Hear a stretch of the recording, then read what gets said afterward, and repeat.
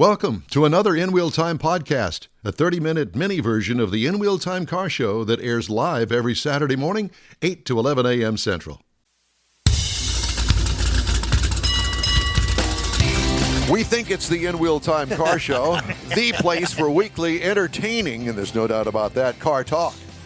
Emile Voss with Car Fax joins us, along with her partner there, with the very latest on the company and the used car market. Konrad has the popular This Week in Auto History. We'll get you updated on the stories making car news this week. And I'll have a review of the 2022 Wagoneer. It doesn't have a actual car company that's associated with it, from what I understand, because it doesn't say anything about Jeep or Chevrolet or anything else, just called a Wagoneer. They are definitely differentiating launching themselves. its own brand. Never heard of a Chevrolet Wagoneer. So at any rate, welcome along with Mike out of this world, Mars, drinking, and that's alcohol that's in there. It better be. Yeah, I wish. Smoking. At this point. And King Konrad Delong, and we need more, Jeff Zekin. I'm Don Armstrong. Glad that you could join us this morning. And we're sorry for being late on the air because of technical difficulties. Mars. Please stand by. We were, too. Let's go to our guest this hour, Emile Voss and Faisal Hasan with CarFax. Good morning, you guys. How are you? Good morning. Hey, good morning. It's great to have you. It's great to have you guys with us. Boy, I'll tell you what, since the last time we talked, what a change in the used car market. Oh, my God. Are you guys going crazy with all the CarFaxes coming through? I want to find out about this used car that I'm going to buy. Yes, it has been a huge change since the last time we saw you. We're just seeing unprecedented things happening, as you guys, I'm sure, have been talking about in the used car market.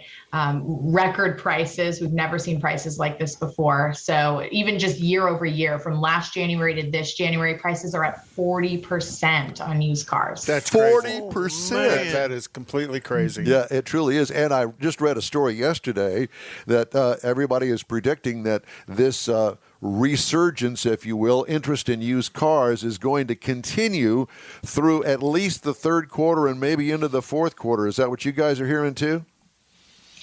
Yeah, we're hearing the same thing. So a lot of this, obviously, we know about the production issues with new cars, the chip shortage. It all factors into what we're seeing in the used car market too. And from what we're hearing, analysts are saying that probably won't correct itself or level off a little bit until the second half of the year. So that is what we are hearing right now. And truly, vehicle history has never been more important, because if you're already paying 40% more, you want to know the history of that vehicle. You want to make sure you're not missing out on something else about that vehicle and have a surprise down the road. Well, it's truly amazing.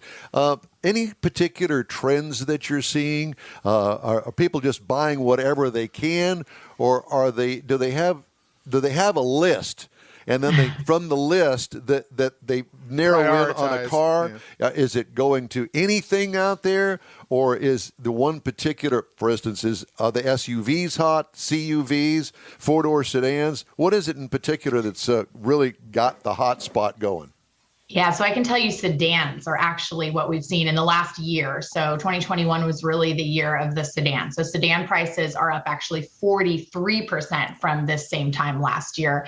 They've kind of led the way, but I mean, trucks and pickup trucks and SUVs also, pickup trucks up 29%, SUVs up 33%. Wow. But sedans by far and away the most popular. Also, the price point for a sedan is lower usually to start with. And so, but we've just seen a huge increase. So a year ago, the average sedan cost about $16,000, and now it costs almost $23,000. Holy the cow. average. So when we look at our CarFax used car listings, the average price of a sedan listed on there right now is about $23,000. And that's funny because sedan sales have been seriously declining over the last 4 or 5 years because everybody's been pushing into the CUV, SUV, and I can't imagine there's that much inventory of sedans out there available for that kind of a rush in price. Right. I'm sure that might play into it. The supply issue. I think we have a, classic supply demand across the used car market right now. But you're exactly right, because a year ago, the story we were talking about was that SUVs for the first time in history had surpassed the demand for SUVs had surpassed the demand for sedans. So what now, a year later, we've kind of seen a shift back to the sedans. So what I'm hearing is mileage and condition aren't really a big factor anymore. Just the availability of the vehicle. No, they continue to be a factor, because when you're paying 40% over for a sedan, right? 40% over for a sedan, 29% over for an SUV or a truck, it becomes even more important. And cars are moving so fast, they're not going through the normal wholesale process where they're going to go to a physical auction and go through the condition. No, now the buyer really has to beware. And so we've seen significantly more usage of our reports. So yeah, there's no question that condition report writing, the use of vehicle history, knowing all of those things has become even more crucial. And you're saying that because less of the vehicles are coming through auction, because you see all the dealers are advertising, I want to buy your used car. I get that all the time. So is that part of why CarFax becomes even more important? Absolutely. And you look at the Carvanas, the Vrooms, you look at those types of models where you're not even going to a dealer, you're buying online. You're trying to do everything online, and the vehicle history report becomes even that much more important. That test drive that you need to take is much tougher to take. So you've got to find someone to inspect that car for you in addition to the vehicle history report. Those things have become more important. What COVID and the pandemic did was they changed the market, right? It stopped us from going to our traditional dealer for almost 8 months. And if you needed a car, you were going online, you were going to Carvana, you were going to those types of models. Speaking of which, and that's the next thing I wanted to talk to you guys about. How does CarFax work in conjunction with people buying online from providers, if you want to call them that, Vroom, Carvana, Drive Time, those kind of online dealers? How does CarFax work in conjunction with them? Well, we're there to help to aid the consumer. Right. So if you go to any of these entities, you'll see the CarFax report there available for you. And that's the key. So whether you're buying from Carvana or Vroom or AutoNation, or you go to CarFax used car listings, at CarFax.com or AutoTrade or any of these places, you're going to see the CarFax report right there. So when you're buying online, you're able to go and at least see the history of the car, the CarFax history-based value, and then just like we write on the report, and then you also need to get the car inspected, especially if you're buying it online. We hear stories all the time of people buying a car 2 states over because there's no inventory in their state and they're going to have it shipped to them. And so you've really got to find an inspector there to look at it or make the car contingent. And the market makes that really hard because of that demand. How do you find an inspector that you could trust in the city that you are? Well, what you do is if you have a mechanic that you've been going to regularly, take the car to that mechanic. That's really the best way to do it. If you're buying a house, what you're always advised is realtors are trustworthy, but get your own inspector to inspect your house. It's the same way here. You want to buy a used car from someone. If you go to a CarFax dealer, those guys are very reputable. They're running the CarFax report. They're reconditioning the car. They're doing all of that hard work. And some of them are actually even doing inspections of the car and posting them on the CarFax report. You'll see actually a link on the CarFax report to an independent inspection that was done in addition to the vehicle's history. I didn't know there was such a thing as a CarFax dealer. Tell me about that. Sure. Go ahead, Emily. So it's a dealer that offers you the CarFax report. So we partner with over 28,000 dealers around the country who offer the CarFax report, upfront there when you're shopping with them, whether online, like we were talking about, or whether you go to the physical dealership. They provide you that CarFax report so that you can make those decisions more confidently when you're buying the car and have that history upfront. So, also to Faisal's point, we were talking about how to find a reputable. I just want to circle back to how to find a reputable shop too. If you don't have a mechanic, right? If you don't have somebody that you trust, on CarFax, we have a service shop finder, and you can read actual reviews from verified customers who have been, so you can look at it. And this works even if you were going to buy a car from a state away. You can put in a zip code and look up service shops in that area that have 4.9 five-star reviews from 100 verified CarFax consumers, people who actually we know they took their car to that shop, got it serviced, and then they wrote the review. So it's not flooded with, anything else. It is actually truly verified reviews from people who went there. And that's a great way to be able to know that other consumers like you have trust to shop and find somewhere. So let me ask you, if I'm buying from that other state online, whether it be Carvana, Vroom, or just some Craigslist, wherever, and I can pull the CarFax. I understand that's a good thing. We got to do that. So have you ever seen somebody make arrangements to have that vehicle inspected remote? Like from me to you, you're on the East Coast someplace. If I was buying a car there, have you ever seen anybody make arrangements for a shop to go get that car and do that kind of inspection?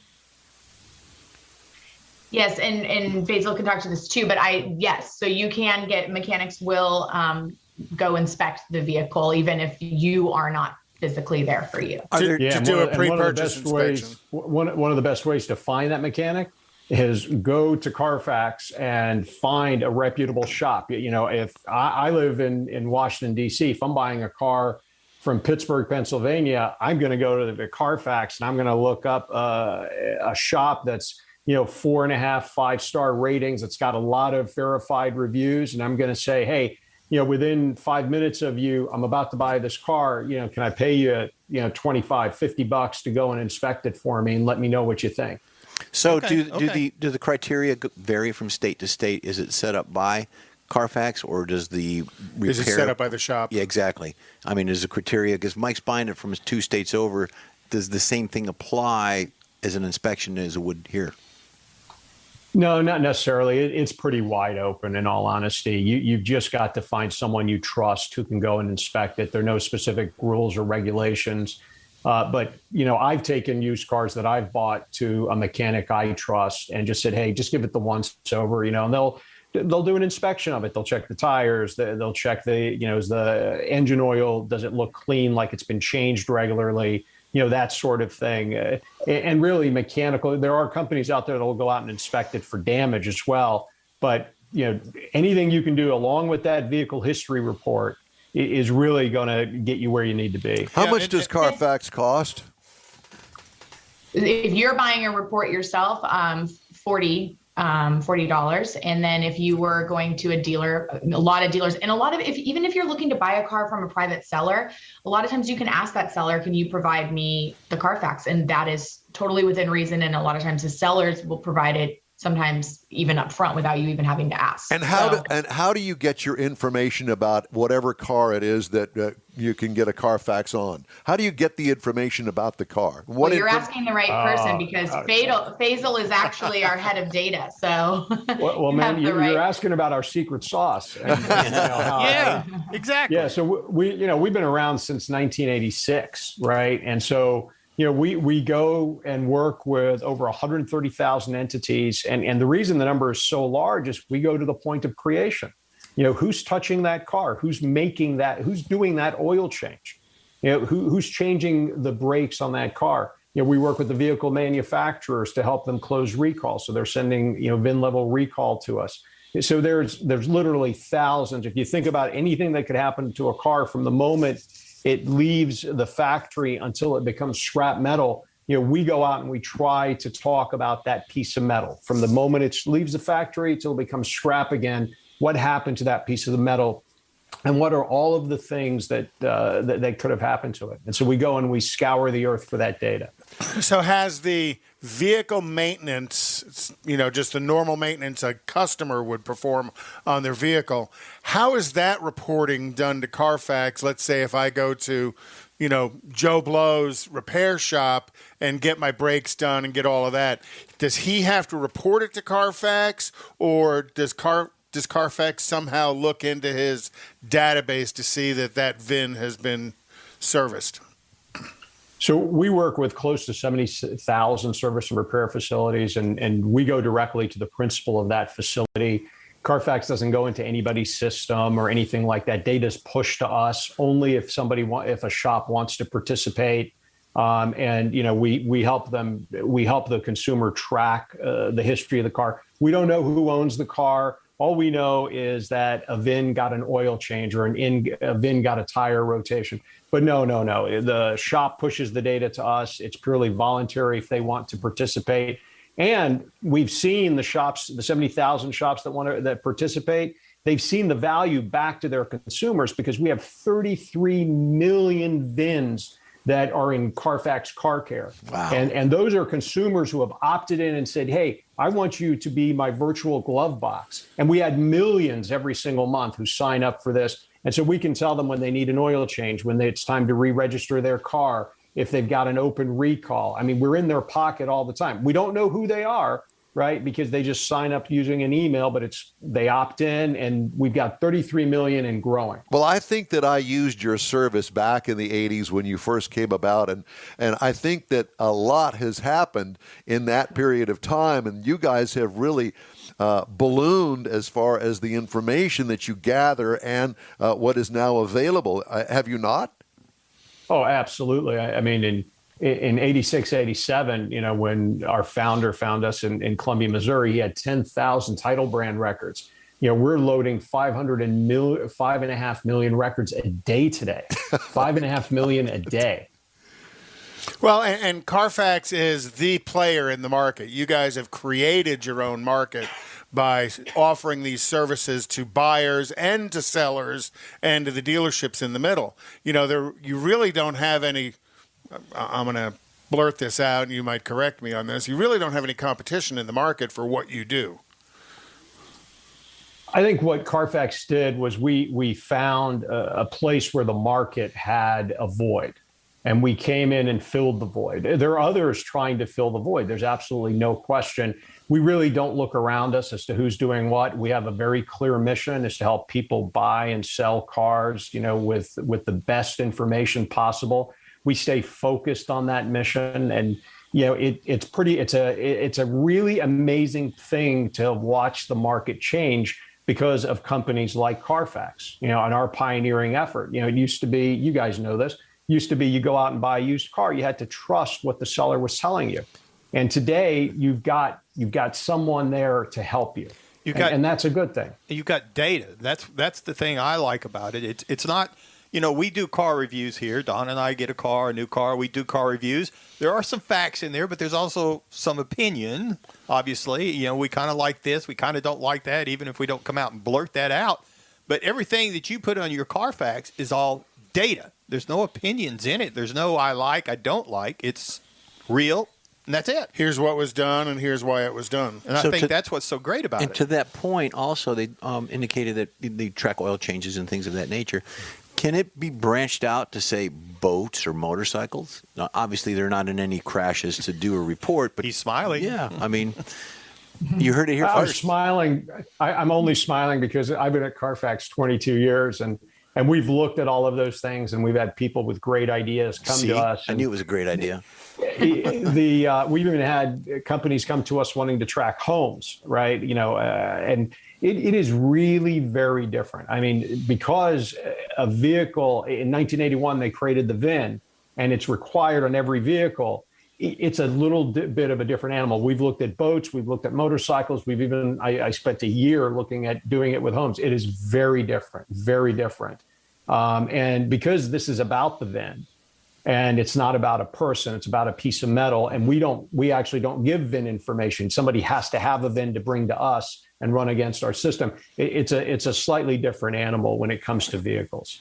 Well, and it's good to know that you've concentrated on the whole car aspect of it. Listen, it's always great to talk to you guys, and we need to do this on a more regular basis so we can get up to date information on this used car frenzy that's going on. And I have a feeling that it's going to continue, maybe not to the extent that it is today, but I think that this whole pandemic thing has really opened up a lot of people's opinions about buying a used car as opposed to a new car. Because let's face it, now we're talking, generally speaking, an average price of a used car has finally gone up to $40,000. That's a lot when you can get a really decent used car for $20,000, $30,000. I'm going to sell mine.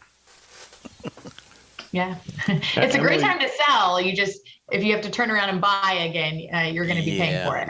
Emily, you might want to just quickly touch on the new car, what's happening with new car prices, right? That the used car prices have surpassed them.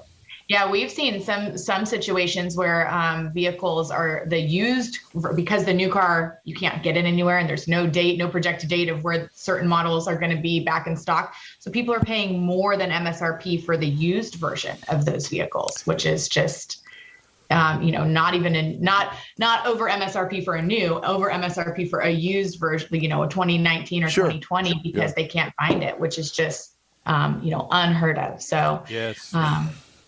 Yeah, we have a used car operator, Emmons Motorplex, that we have on the show with some regularity. And they were showing us where the Mercedes-Benz Sprinter vans, a 2 or 3 year old one, is selling for more than a brand new one is. Because you can't get a brand new one. Right, you can't get the new one. I got my eye on an Oldsmobile Rally. Well, it's again great to talk to you guys. Thank you so much for joining us on this Saturday, and let's stay in touch. Yes, thank you. Thank you, Emile Voss and Faisal Hasan. We really appreciate it. All right, we're going to move on. We got lots to get to this morning. As a matter of fact, it's time for This Week in Auto History. Okay, I got to load that puppy. Well, where have you been? What have you been doing I just got to bring there? it up. I had your review in first. Oh, I thought you said you had jury duty. I'm going to start here in a minute. All right, Konrad. It is all yours, sir. We up there, Jeffrey? Yep. So and I'm going to pick the wrong one. Where's he at now? Everybody's like in 1911, Rolls-Royce adopted the Spirit of Ecstasy mascot, the silver-winged hood ornament that's become very popular as the Rolls-Royce symbol. And it's always been mounted to the grille. And in years recent, they actually have it where it disappears into the grill because I saw that, people would just walk by and try and steal it and break it off. Yep. And now they actually have it where it's motorized and it drops down under the hood and disappears. And it's probably worth several $100s. And then in 1929, Major Seagrave set a new land speed record of 231 miles an hour on the Daytona Beach, driving a car called the Golden Arrow. Look at this car and look at in 1929, the aerodynamics of it as well. They've got these lines that follow these solid tires, trying to keep the aerodynamics of the car correct, and how the front wing and everything works. Pretty far advanced for its day. No numbers on coefficient or anything? No numbers on coefficient. In 1937, after a difficult 44-day sit-down strike at the Fisher Body plant in Flint, Michigan, General Motors signed the first union contract in history in the automotive industry with Fisher by Body, and then eventually it turned into the United Auto, or UAW, Body by Fisher. That's right. I worked for them. In 1948, the first Cadillac with tail fins was produced, signaling the dawn of the tail fin era. Harley Earl had looked at the P-38 Lightning World War II plane and said, hey, I just like the look of that, and then started adding tail fins. And tail fins were all the rage from 48 to about 60, with the tallest tail fins on Cadillacs done in 1959. You betcha. And this 62 sedan Cadillac is also the base for ZZ Top's Cadzilla. Not this particular car, but the 62 Series 62 Cadillac. In 1952, the first "Don't Walk" sign was installed in New York City. The city erected the signs in response to the growing awareness of pedestrian fatalities, as people would just step out in the street. And in New York, pedestrians don't have the right of way. They just have the right of getting run over. So New York came up with the "Don't Walk" sign. Kind of like Mars did this morning. But got run over. You're assuming people follow the rules, and that is New York. Remember, in 1954, Mercedes introduced their 300 SL Coupe to the public, a stylish sports car characterized by its gull-wing doors. The Coupe was a consumer version of the 300 SL race car, which had a 6-cylinder engine with a top speed of 155 miles an hour. That 6-cylinder engine was also had the fuel injection system of a Messerschmitt, which was a gasoline direct injected engine back in 1954. Pretty advanced for its day. Mercedes only manufactured 1,400 SL coupes. The SL is still considered one of the most impressive sports cars of its day, and some of them went through in the $3 to $5 million range recently at the auctions in Scottsdale and Florida. Thank you. Yep. You're welcome. As far as headlines this week, Kia America and Hyundai Motor America are recalling more than 500,000 vehicles combined for possible defects that could cause engine compartment thermal events, namely fires, according to separate notices filed with NHTSA. Affected Kias are the 2016 through 18 K900 and the 14 through 16 Sportage models. The affected Hyundai vehicles, 2016 to 18 Santa Fe, 17 to 18 Santa Fe Sport, the 19 Santa Fe XL, and the 14 to 15 Tucson models, or as I like to call them, the Tucson models. Oh. The K900. The K900. Who does that? Who names a car after a dog? Because K800 was already taken. Oh, God, that's just so wrong. I think every Audi made in the 2019 through 2021 model years are being recalled. I mean, look at the list. What is that? All of them? All of them. 2 dozen of them. The rear axle may be misaligned in those cars. Nice. Have your rear tires wear out in 1,000 miles or something. Chrysler, the Ram 2500. From 2019 to 2020, the windshield wipers may not operate properly, all as well as Because there's a nut loose. On the wheel. Yeah. in this building. There's a nut loose, or 2, or 3, or 4. Mm-hmm. Cadillac rear-wheel drive shaft assemblies may fail. Oops. No. Vehicle may fail to stop at the stop sign for the Tesla Model 3, S, X, and Y. And the Porsche Cayenne is being recalled because the rear axle may be misaligned in that. Well, that's a shared platform with Audi. Mercedes-Benz AMG GT, incorrect length wiring harness may become damaged. They stretched it a little bit too tight. Mm-hmm. And the seatbelt chime may not activate. God knows we need that. In the Tesla Model 3, S, X, and Y from 17 to 22. S, X, and Y. Sexy. Bringing sexy back. Bringing my sexy back. We do that every Saturday. Well, not this Saturday. Time now for a quick break. We'll be right back after these fine messages. Houston, we have a date. Saturday, March 19th, 2022. It's the premiere of the all-new Tailpipes and Tacos Cruise-In, and you are invited. Tailpipes and Tacos kicks off a new seasonal format, and first up is the Spring Cruise-In at the Lupi Tortilla in Katy, 8 to 11 a.m. Saturday, March 19th. Tailpipes and Tacos will award trophies for Best Hot Rod, Best Classic, and Best Modern Classic, so make plans now. Tailpipes and Tacos is Houston's coolest cruise-in, and this one brings it all together for Spring 2022. You'll enjoy seeing the best hot rods, show cars, classics, and resto mods, along with Lupi Tortilla breakfast tacos and adult beverages. There's no fee, and you can automatically compete for custom Lupi trophies. It all happens at the Lupi Tortilla Tex-Mex in Katy on the Grand Parkway at Kingsland Boulevard, just south of I-10. Get your ride ready for the all-new Spring Tailpipes and Tacos, Saturday, March 19th. Spectators are welcome. The In Real Time Car Talk Show will be there, too. Let's celebrate the arrival of spring and the return of Tailpipes and Tacos, March 19th. We'll see you then, weather permitting. Is your business or company looking to stand out in a crowded advertising market? Looking to reach the real auto enthusiast? Well, you found it. You're listening or watching in real time, and so are your fellow enthusiasts.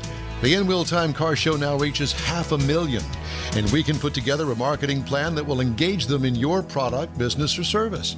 To get the tires rolling, just shoot us an email to our marketing director, Jeff Zekin. His address is jeff@nrealtime.com. If you're in charge of your company's small, medium, or large business anywhere in the U.S., let the On Hold Company help you retain customers and promote your business on your telephone system. Promote special sales or company info when placed on hold. The On Hold Company provides custom on-hold messages with professional male or female voices, licensed background music with no long-term contract, no monthly recurring bill, and updates your messages as needed. Call the On Hold Company at 713-223-HOLD or go to onhold.net. That's it for this podcast episode of the In Wheel Time Car Show. I'm Don Armstrong, inviting you to join us for our live show every Saturday morning, 8 to 11 a.m. Central on Facebook, YouTube, Twitch, and our InWheelTime.com website. Podcasts are available on Apple Podcasts, Spotify, Stitcher, iHeart Podcast, Podcast Addict, TuneIn, Pandora, and Amazon Music. Keep listening, and we'll see you soon.